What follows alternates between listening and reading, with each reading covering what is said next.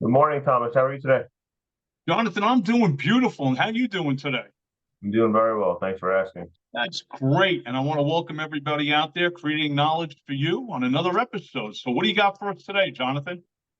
I'd like to talk about the growing pains that a company has while they're trying to expand. Huh, that's interesting. When you said growing pains, I'm thinking 1980s sitcom of Kirk Cameron and Alan Thicke. You got me excited for a quick moment. I know that's a good one. That is. So go ahead. I'll let you start this off.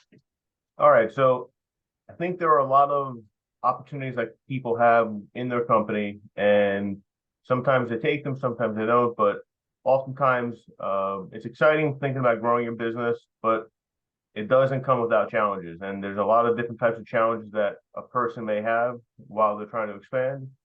It depends on the type of business you're in, but I think one of the challenges, we'll go over a couple of them here and there, but I think one of the challenges that people don't know about is they might need more financial income or financial back to actually make that leap to whether it's in an office they have to get more office space or they have to hire more people or they need more technology.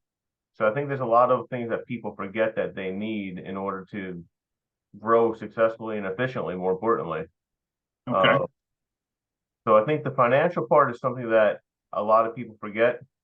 It may or may not be there depending on the type of business you're in. But the one that in my own experience, I've had challenges finding is finding the talent, finding more people to bring in.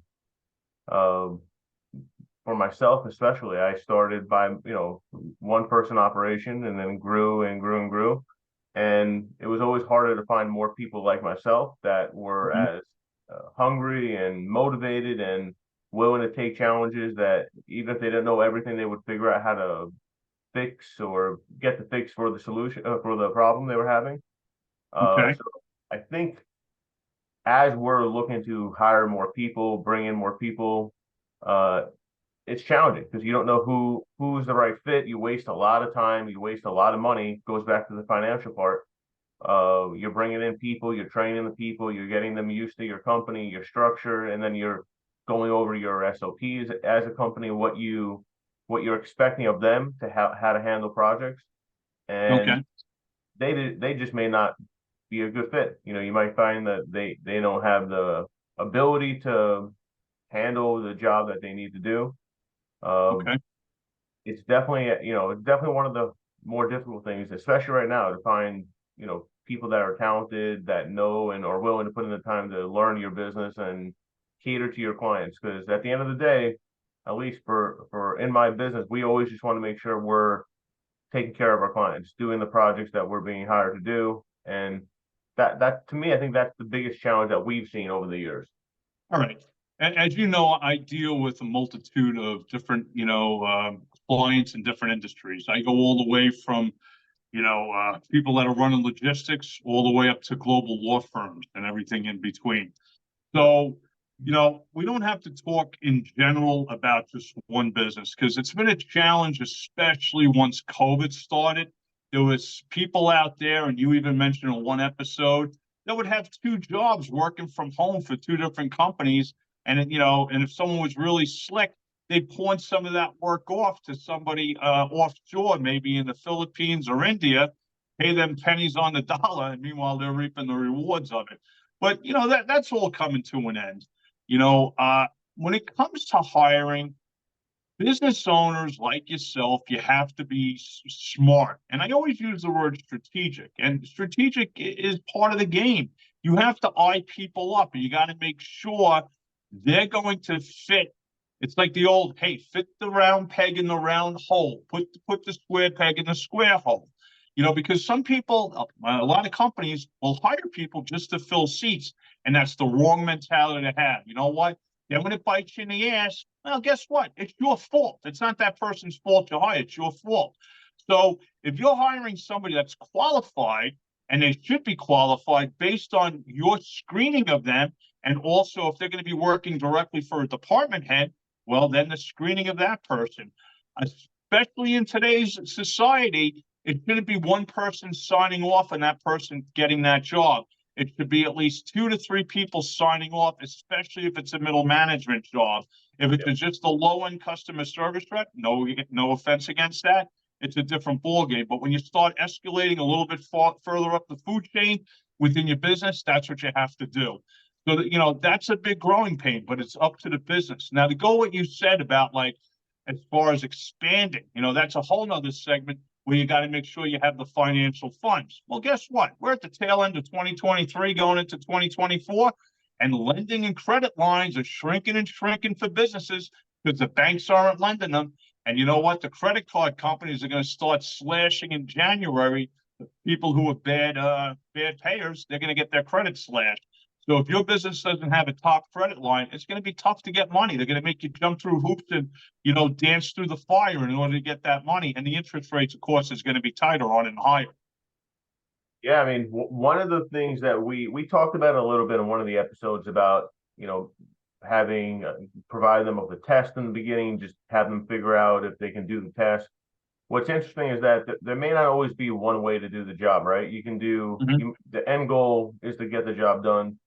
I may do it differently. Another person may do it a different way. It may be perfect each and every way you're doing it.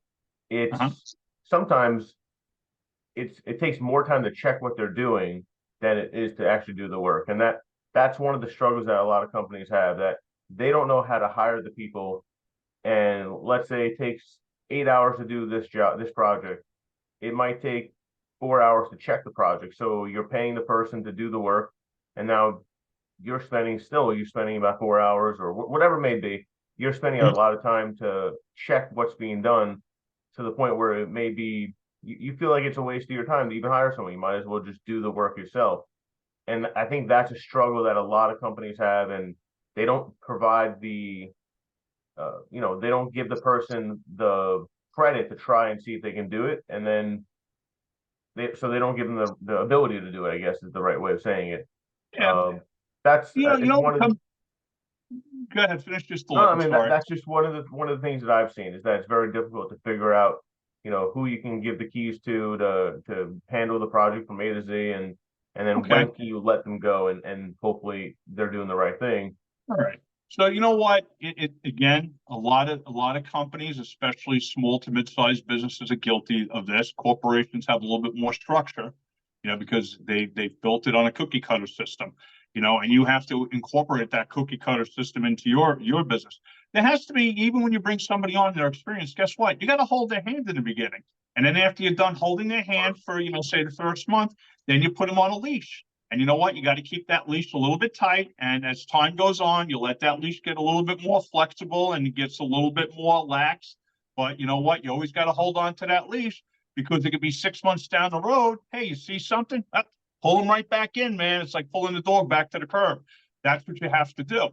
I'll even step out. Let's go to law firms, all right? Because I actually have a client of mine who's also, somebody we became friends over time, but very brilliant woman. If I ever needed an attorney, I'd use her, because she's a pit bull. Great person to share drinks with. But she actually has a firm where she bought out her 2 partners at a young age. She came in there, and these guys were seasoned. They were in their 50s and 60s, and she bought them out the time she was 40 years old, running the firm. She has about 20 attorneys working for her, and she has a challenge of getting responsible attorneys. People that are like, about 38 and under, she told me, don't know how to be attorneys. They're not, and everything, like you just mentioned before about time consuming with the person. Well, guess what? When you're an attorney, you're billing people based on your time. So these attorneys wouldn't even do billing. And that's how, the firm makes money. She had to take off her hat of being the head attorney there, doing trials and that. And she's staying late at night, 6 nights a week, to actually correct these people's billing and then sit down with them. You know what?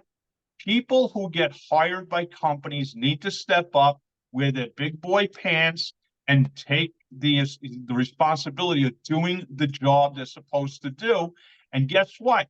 They should be more motivated and have that go-getter attitude, that not to be told something, but to go out and do it. And that's what it comes down to. So, that's some of the stuff you're discussing, but I brought it up into the law firm situation. Yeah, I mean, it goes even further than what their abilities are, right? As a company, you have a brand that you're trying to continue to hold, right? You have it's called your brand consistency. You want to make sure that you're not, if you provide 100% excellent of anything, you want to make sure that anyone you hire is going to continue to do that on your name's behalf. That's the biggest challenge that you always have. There's a lot of things that people don't think. Like I may deal with situations a certain way, but it's always professionally. So if you Exactly. bring in X, Y, and Z person and they can do the work, but maybe they have an attitude, maybe they're not respectful. Now they're showcasing that on your brand, which is not something that people want to do. So there's a lot of little things that people forget. Technology. Some people are more tech savvy than others, right? Some people know how to use CRMs, use a Mhm. phone system. Some people don't know how to put the two together. If you're using a higher end CRM system or a sales Okay. solution, that might be a whole another thing that you have to teach them and go over with them, which you will, obviously. But Yeah.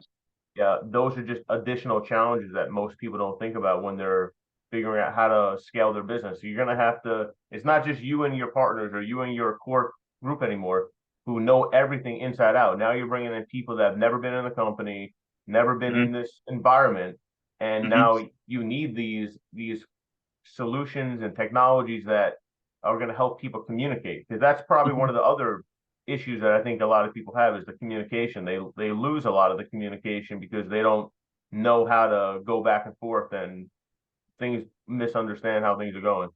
You know what? I'm going to wrap it up with this. Based on what you're saying, the person has to evaluate their team. Let it be the CEO or the owner of the company. You got to evaluate your players, see who has the special skills, who has the strong part of those skills, who has the weak part of those skills, and pair them together and change them up so they can all learn off one another. And guess what? You're going to get stronger by doing something like that. Here's a quick story, and then we're going to go. I had this girl going back about 14 years ago that worked for me. Her name was Jessica. She had an MBA. She was 27, 28 years old at the time. And so I had an office in Manhattan on Fifth Avenue. And she came into my office one day. I said, come here, I need to talk to you, Jessica. Do you still have the receipts from the bursar's office from your MBA? She goes, I might. Why? Because I said you really should get a refund. I don't know how the hell you got an MBA. Your grammar sucks. Your spelling sucks. She started tearing up. I go, listen, I'm not going to fire you, but you got to understand something. When you're sending out an email, you're sending in a representation from the company here. I'm like, damn, you got spell check and you still got things wrong. But the thing is, you got to make sure with your people, you got to dot the I's and cross the T's. That's what it comes down to. Jonathan, have a great day. Everybody out there, subscribe and like. Thank you very much. Take care.